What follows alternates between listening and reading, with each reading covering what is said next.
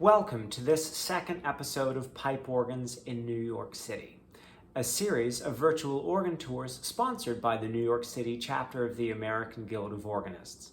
My name is James Wetzel and I'm the chapter's sub-dean and your host. In this episode, we visit two grand old Episcopal congregations, Grace Church, located on Broadway at 10th Street, and St. Thomas Church on 5th Avenue at 53rd Street. Both of these have played a significant role in the religious, cultural, and civic life of our city, and both have been, throughout their histories, society churches, counting many patriciate New York families amongst their parishioners. Grace Church was founded in 1805, and the parish hired James Renwick Jr. to design the current Gothic Revival sanctuary, which opened in 1846. Incidentally, Renwick is best known as the architect of St. Patrick's Cathedral, which was featured in last week's episode.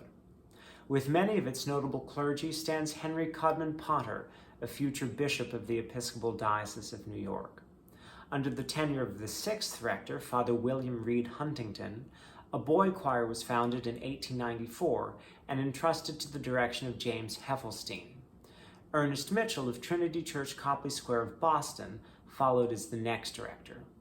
The Choir of Men and Boys is the oldest such choir in continual service in New York City, to which have been added over the years ensembles for girls and for mixed adults.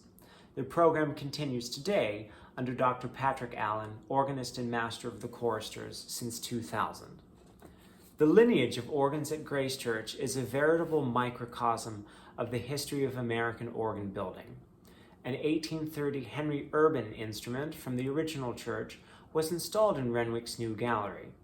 Roosevelt's Opus 36 from 1876 was installed in the chancel, to which the Urban was electrically connected. Ernest M. Skinner and Company did some work for Grace in 1902 and built a new chancel organ as Opus 201 in 1912. The Skinner Organ Company built a new gallery organ in 1928 as their Opus 707. As was common after mid-century, Skinner's work was replaced by an organ along more classical lines, to wit, an entirely new instrument by the Schlicker Organ Company of Buffalo in 1961.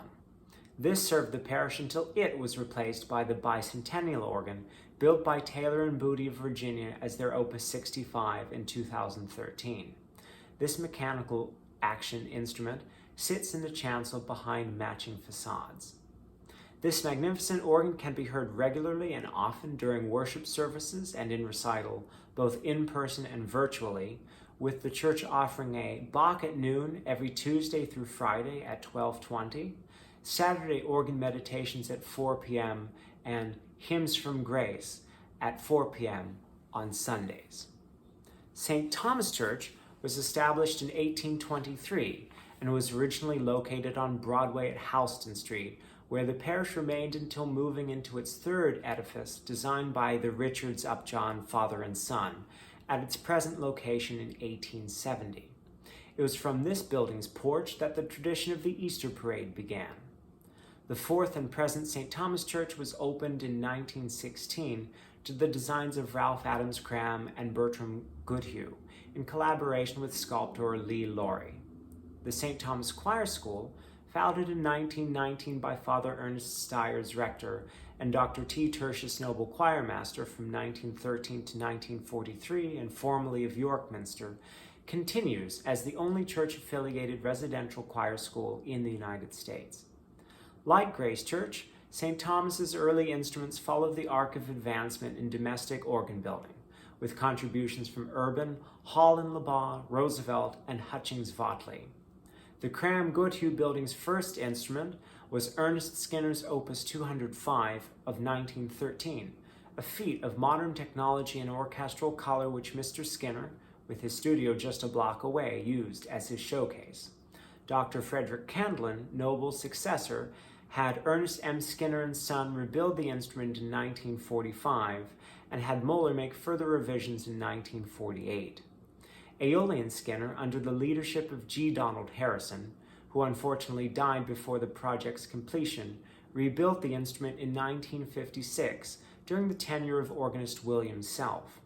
Further alterations continued apace until an entirely new instrument, The Miller-Scott organ was built by the Dobson Company as their Opus 93 in 2018, including a new south facade. The church also contains a Taylor and Boody organ, Opus 27 from 1996, with additions in 2015 in the rear gallery, although it is not heard on this video.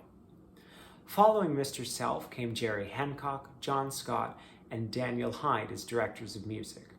Assistants from St. Thomas have regularly gone on to serve at prestigious churches the world over. Patrick Allen of Grace Church was one such associate. Currently, under the direction of Dr. Jeremy Filsell, St. Thomas's music program sustains an international reputation for its breadth and quality. Both organs may be heard regularly in recital, exclusively virtually for now during this Covidtide, although the church is open for in-person worship on a currently reduced schedule. Thank you for joining us for this episode. Please do find us on Facebook and continue to visit our YouTube page here for forthcoming videos in this series.